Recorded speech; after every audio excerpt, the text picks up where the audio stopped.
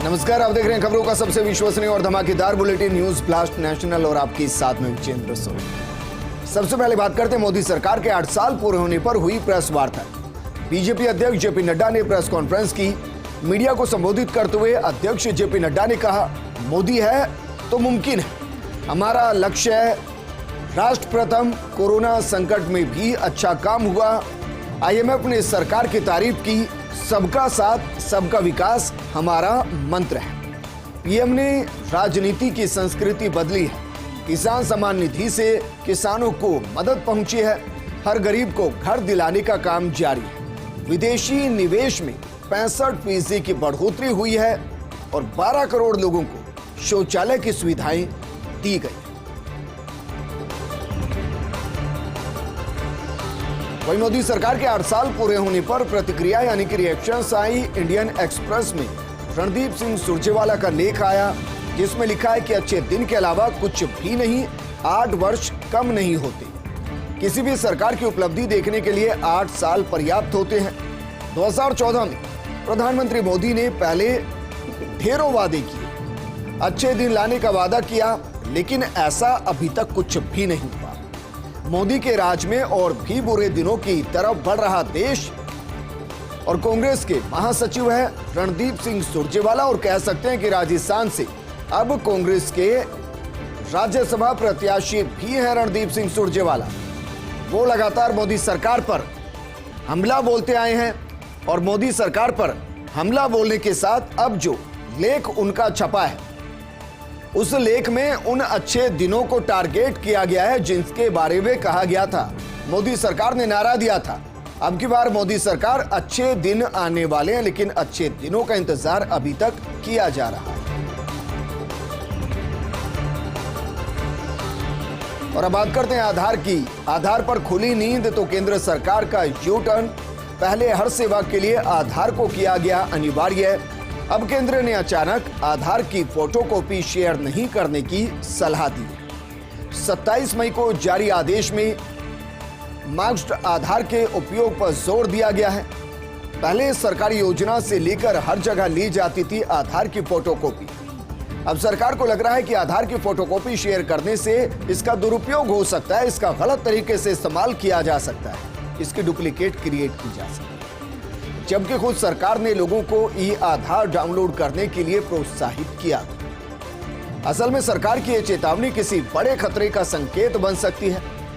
शायद सरकार को बड़े पैमाने पर दुरुपयोग की सूचना मिली है, तभी इस तरीके की चेतावनी जारी की गई है। और सरकार जब इस तरीके की चेतावनी जारी करती है तो हमें उसे गंभीरता से लेना चाहिए। और आज के बाद जब तक सरकार नए निर्देश जारी ना कर दे, आधार की फोटोकॉपी को शेयर मत कीजिए। यूं ही नहीं, बीजेपी की कांग्रेस से अलग सोच। हर छोटे बड़े चुनाव को गंभीरता से लेते हुए रणनीति बनाती है बीजेपी। अब उत्तराखंड में एक सीट के उपचुनाव को ही आप ले लीजिए। उत्तराखंड में एक सीट के उपचुनाव में स्टार नेता को भेजा गया। चंपावत सीट पर उपचुनाव में योगी आदित्यनाथ ने प्रचार किया है। योगी ने चुनावी सभा के अलावा यहां एक रोड शो भी किया। इस सीट पर सीएम पुष्कर सिंह धामी चुनाव लड़ेंगे। अब योगी के यहां प्रचार करने से एक बात स्पष्ट हो गई, बीजेपी में मोदी के बाद योगी ही बनते जा रहे बड़े प्रचारक। इस सीट पर कांग्रेस नहीं जीत को लेकर पूरी तरह से आश्वस्त, फिर भी बीजेपी ने रिस्क नहीं लेते हुए अपनी पूरी ताकत झोंक दी। और ये ताकत इसलिए भी झोंकी गई है क्योंकि एक तो बीजेपी हर चुनाव को गंभीरता से लेती है, दूसरा चूंकि इस सीट से मुख्यमंत्री पुष्कर सिंह धामी चुनाव लड़ रहे हैं। दरअसल मुख्यमंत्री पुष्कर सिंह धामी हाल ही में हुए विधानसभा के चुनाव में अपनी सीट से हार गए थे। उसके बाद उन्हें मुख्यमंत्री बनाया गया। अब वो चुनाव लड़ रहे हैं और चुनाव लड़ रहे हैं चंपावत सीट से। वो दोबारा ना हारे, उनकी जीत को सुनिश्चित करने के लिए स्टार प्रचारक की भूमिका में योगी आदित्यनाथ पहुंचे हैं।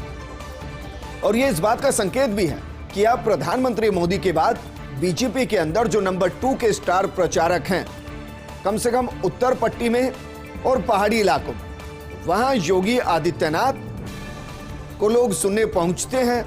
और इसलिए योगी आदित्यनाथ ने न सिर्फ यहां सभा की बल्कि एक रोड शो भी किया। जबकि आप इस सीट को समझेंगे, चंपावत सीट जहां बाई इलेक्शन हो रहा है, इस सीट पर कांग्रेस पूरी तरह से आश्वस्त नहीं है जीत को लेकर। उसके बावजूद बीजेपी ने रिस्क नहीं लिया, पूरी ताकत को झोंका, क्योंकि वो भी ये चाहते हैं कि पुष्कर सिंह धामी बाई इलेक्शन को भारी बहुमत से जीते, क्योंकि अगर वो यहां चुनाव हारते हैं तो न सिर्फ मुख्यमंत्री की कुर्सी चली जाएगी बल्कि उनके पॉलिटिकल करियर पर भी एक बड़ा प्रश्न चिन्ह लग जाएगा।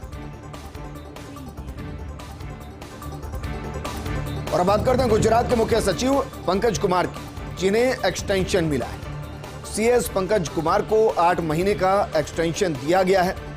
उनके कार्यकाल को विस्तृत किया गया है। 31 मई को यानी कि कल सेवानिवृत्त होने वाले थे मुख्य सचिव पंकज कुमार। राज्य सरकार को सेवा विस्तार के लिए केंद्र से मंजूरी मिली है। पंकज कुमार को अगस्त 2021 में सीएस के रूप में नियुक्त किया गया था। नरेंद्र मोदी के सचिव के रूप में भी कार्य किया है पंकज कुमार ने और ट्यूनिंग बेहतरीन रही है। 1986 बैच के गुजरात कैडर के आईएएस अधिकारी हैं पंकज कुमार और इस एक्सटेंशन को आप दूसरे नजरिए से भी समझ सकते हैं। दरअसल इसका दूसरा नजरिया ये कि जो पॉलिसी, जो योजनाएं इस वक्त पंकज कुमार के नेतृत्व में जमीन पर एग्जीक्यूट की जा रही है, अगर नए सीएस को यहां लाया जाता तो फिर उन योजनाओं को आगे एग्जीक्यूट करने के लिए थोड़ा सा वक्त लग सकता था। और गुजरात में हाल ही में चुनाव है, तो आप इसको चुनाव के साथ भी जोड़कर देख सकते हैं कि इस एक्सटेंशन को इसलिए भी महत्वपूर्ण माना जा रहा है ताकि जो ऑनगोइंग प्रोसेस है वो और बेहतर तरीके से चले। और चूंकि सीएस के तौर पर पंकज कुमार ये जिम्मेदारी अभी तक संभाल रही थी, इसलिए उनको 8 महीने का एक्सटेंशन दिया गया ताकि चुनाव गुजरात के संपन्न हो जाए। नरेंद्र मोदी के सचिव के रूप में वो काम कर चुके हैं। बाकायदा नरेंद्र मोदी उनकी कार्यशैली को समझते हैं। गुजरात के साथ कनेक्शन है क्योंकि 1986 बैच के गुजरात के कैडर से ही आईएएस अधिकारी हैं पंकज कुमार।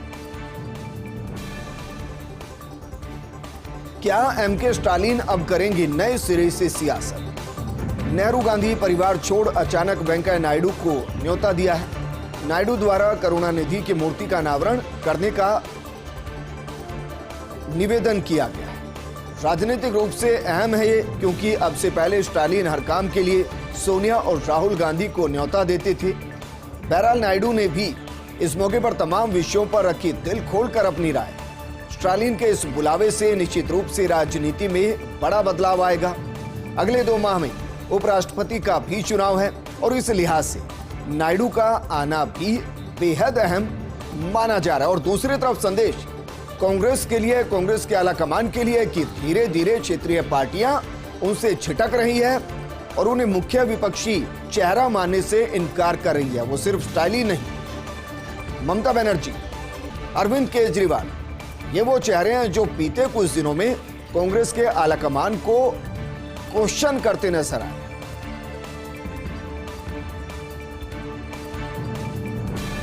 अब सवाल यह है कि क्या येदियुरप्पा की मुराद पार्टी पूरी करेगी? येदियुरप्पा बेटे वीवाई विजेंद्र को दिलाना चाहते कोई जिम्मेदारी, लेकिन विजेंद्र को ना मंत्री बना पाए और ना ही विधान परिषद में जगह दिला पाए। अब फिर चर्चा है कि विधानसभा चुनाव में मिलेगी बड़ी जिम्मेदारी। वैसे येदियुरप्पा शायद बेटे विजेंद्र को बनता देख रहे भावी मुख्यमंत्री, लेकिन बीजेपी नेताओं का कहना है कि येदियुरप्पा की पसंद से ही मुंबई बने हैं सीएम। अब अगले साल के चुनाव के लिए रणनीति तैयार कर रहे हैं येदियुरप्पा। त्रिशंकु विधानसभा की स्थिति भांपकर अपने पत्ते बिछा रहे हैं येदियुरप्पा। ऐसे में अगले साल होने वाला विधानसभा चुनाव काफी दिलचस्प होगा और ये दिलचस्प इसलिए भी होगा क्योंकि येदियुरप्पा अब अपने बेटे को सक्रिय राजनीति में कोई महत्वपूर्ण पद दिलाना चाहते हैं और इसलिए क्या वो पत्तों को इस तरीके से बिछा रहे हैं कि अगर त्रिशंकु सरकार की बात सामने आए तो वो अपने खेमे के नेताओं को इस बात के लिए मना पाए कि उनके बेटे विजेंद्र का समर्थन किया जाए, फिर या तो मुख्यमंत्री बने या फिर मंत्री बने या फिर कोई बड़ी जिम्मेदारी उनके हाथ आए। एक सवाल पूछा जा रहा है कि अब कौन नेता कांग्रेस छोड़ेगा, यानी कि अब कौन, अगला कौन? जरा बीते कुछ दिनों की बात कीजिए। कपिल सिब्बल कांग्रेस के हाथ को छोड़कर साइकिल चलाने निकल गए हैं, यानी कि सपा ज्वाइन कर लिया। सुनील जाखड़, जिनकी कई पीढ़ियां कांग्रेस के साथ रही, उन्होंने कांग्रेस के हाथ को छोड़ दिया, वो कमल के निशान के साथ चले गए। हार्दिक, जो पाटीदार आंदोलन में बड़े चेहरा बनकर निकले, कार्यकारी अध्यक्ष गुजरात में कांग्रेस की तरफ से जिम्मेदारी संभाल रहे थे, उन्होंने भी कांग्रेस का हाथ छोड़ दिया, वो भी कमल के साथ हो लिए। अब ऐसा लग रहा है कि कांग्रेस इन झटकों की तैयारी में ऑलमोस्ट उसको आदत हो गई। कांग्रेस में इसे लेकर ना कोई चिंता है और ना ही कोई चिंतन, हालांकि चिंतन शिविर हुआ था, लेकिन ये तमाम घटनाएं चिंतन शिविर के बाद ही हुई हैं। अब राज्यसभा उम्मीदवारों की घोषणा के बाद शुरू होगा नया दौर, और इसी कड़ी में अगला नंबर हो सकते हैं कुलदीप बिश्नोई। दरअसल कुलदीप बिश्नोई हरियाणा की राजनीति में बेहद सक्रिय रहे हैं। वो अपनी एक अलग पार्टी बना रहे थे, बनाकर काम भी कर रहे थे, लेकिन उनका कांग्रेस में विलय कराया गया। अभी उम्मीद की जा रही थी कि उनको हरियाणा कांग्रेस का अध्यक्ष बना दिया जाएगा, लेकिन वो भी उनके हाथ नहीं लगी। और अब हरियाणा से कांग्रेस विधायक कुलदीप बिश्नोई के बीजेपी से संपर्क की खबरें चल रही हैं। नवजोत सिंह सिद्धू का नाम, पंजाब के अंदर पार्टी अध्यक्ष रहे, पंजाब में चुनाव हार गए, उनका भविष्य भी अनिश्चित है, और पाजी किधर निकल पड़ेंगे ये भी बता पाना मुश्किल। अगर आम आदमी पार्टी में नहीं गए तो बीजेपी में वो घर वापसी कर सकते हैं, और बीजेपी आराम से घर वापसी करा लेगी, क्योंकि बीजेपी हमेशा ये मानती है कि अगर कोई गया है और वापस आ रहा है और वो उसी विचारधारा का है तो उसको समाहित कर लिया जाए। क्योंकि अभी तो वर्तमान स्थिति है कि बीजेपी में दूसरी विचारधारा के लोग भी ये कहते हुए आ रहे हैं कि उनकी विचारधारा बीजेपी से मैच करती है। सवाल यह है कि कांग्रेस से अब अगला कौन जाने वाला है, और उसको रोकने के लिए कांग्रेस क्या करने वाली है, और क्या वाकई में चिंतन के बाद यह चिंता की जा रही है कि कांग्रेस जो भारत जोड़ो की तरफ बढ़ रही है, जो कांग्रेस से टूट रहे हैं उनको जोड़कर कैसे रखा जाए।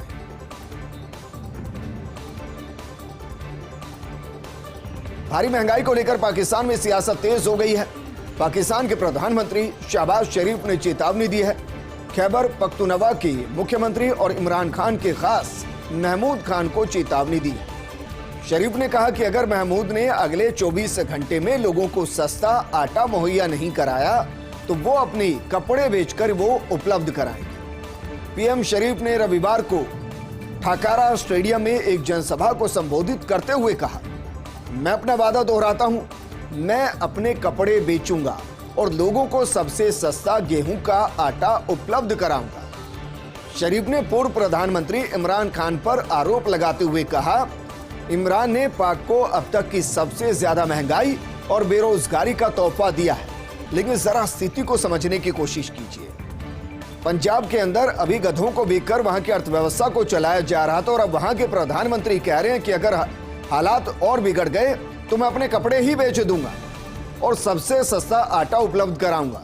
सवाल सबसे सस्ते आटे का नहीं है, सवाल आटे को सही दाम पर उपलब्ध कराने का। लेकिन जिस तरीके के बयान दिए जा रहे हैं, मानकर चलिए पाकिस्तान चुनावी मोड में, और ये बयान भी नेताओं के वो सियासी जुबानी बयान जिनके जरिए वोटर्स को समझाया जा सके या कहीं कि बरगलाया जा सके कि देखिए नेता आपके लिए क्या कुछ करने को तैयार है। हालांकि ऐसा कुछ होता हुआ दिखाई नहीं देगा कि देश के प्रधानमंत्री आटे के लिए कपड़े बेच दें, और अगर ऐसा हो गया तो फिर यह भी दुनिया में इकलौता देश होगा जहां इस हद तक प्रधानमंत्री चले जाएंगे।